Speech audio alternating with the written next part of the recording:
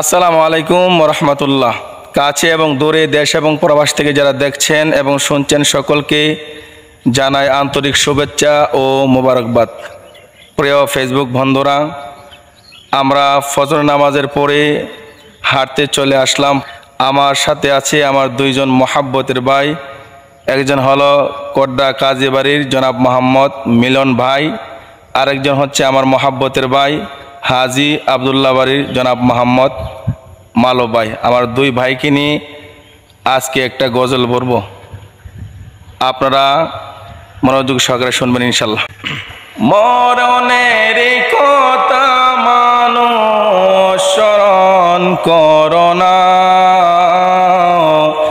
আজরাইল আসিবে যখন কফিয়তে চলবে না। আজরাইল আসিবে যখন কফিয়তে চলবে না।